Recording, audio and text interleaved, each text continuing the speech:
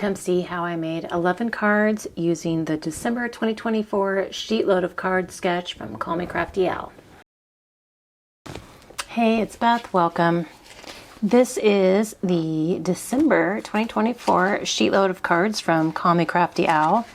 And this month it uses 12 by 12 papers. If you don't know what Sheetload is, it's a sketch, supply list, and cut list that Call Me Crafty Al puts together each month, and it allows you to take a certain number of papers and turn them into like a set number of cards. This month it makes 8. So her creative team does have a hop going today where you can see everybody's take on the Sheetload and get lots of inspiration. So there's a playlist in the description box below for you to click on to see all of the team members. And then there's also a link in the description box below for you to watch Call Me Crafty Al's video to see how you can get this month's Sheetload if you don't already have it. So for this month, I am using some more papers from the Fireside pad, an older Recollections pad. I have picked out 2 sheets along with some red cardstock that I will be using to make my cards today. I already have my pieces cut and sorted, and I am actually going to take the sketch and turn it vertically. I'm making postcards essentially so that I can add a photo on the back side for my Christmas cards this year, so I wanted it to be a vertical orientation. I also decided to mat that round sentiment piece that goes on the sketch, and so I just die cut a circle out of I also am adding a red matte piece to go behind my pattern paper, so that matte is 4 1/8 by 5 3/8, just so it has a little bit of red showing between the pattern paper and the white card base. And then I took a circle die, and cut a circle out of the center of that matte piece to conserve pattern paper, just so that my sentiment would also be matted.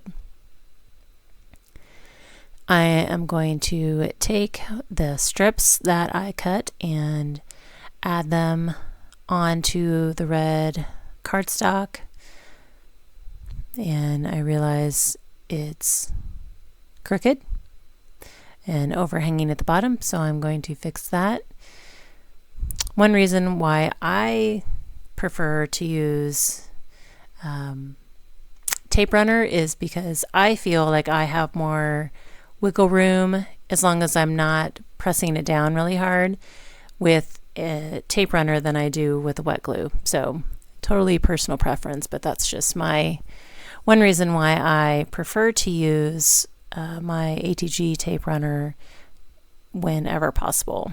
Now I do use the wet glue on like the circles and the smaller pieces and anything that has like a funky shape.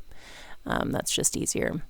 So because my circle element here is going to be hanging off that strip piece there, I am going to take some of the scrap cardstock that I had left over from cutting my mats, all the mats that I needed, and I'm going to be cutting a few little pieces down to go underneath the circle just to help it lay level across the top of the card. So I'm trimming off a little bit, and I just want to adhere it on the back side of the right side of the circle there.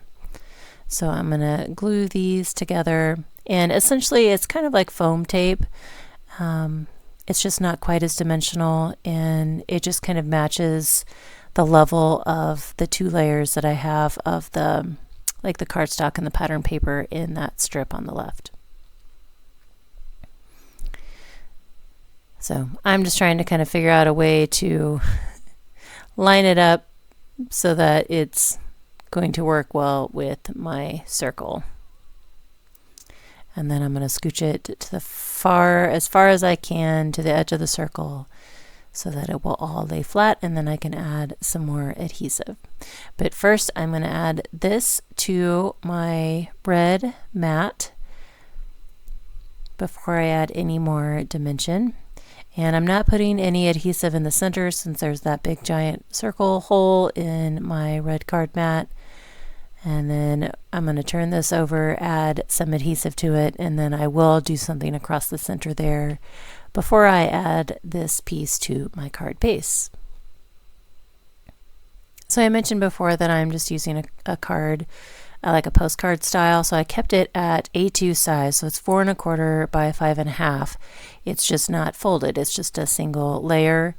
And my plan for my Christmas cards this year is to add a kind of photo or a photo collage on the back side of these so that I get the joy of hand making a card, but also the photo to send out to family and friends.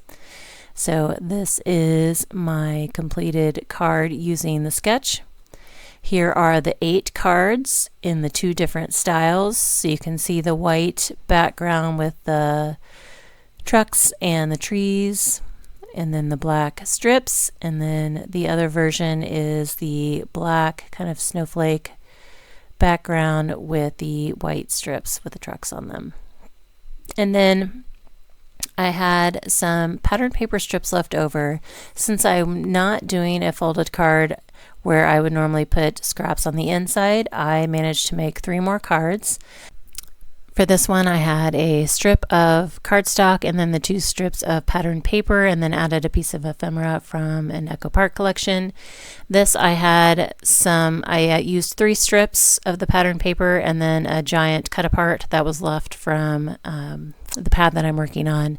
So managed to get a total of 11 cards today using the SheetLoad plus the scraps that were left over. Again, please check out the playlist linked below. Thank you so much for your time and hope you all have a very crafty day.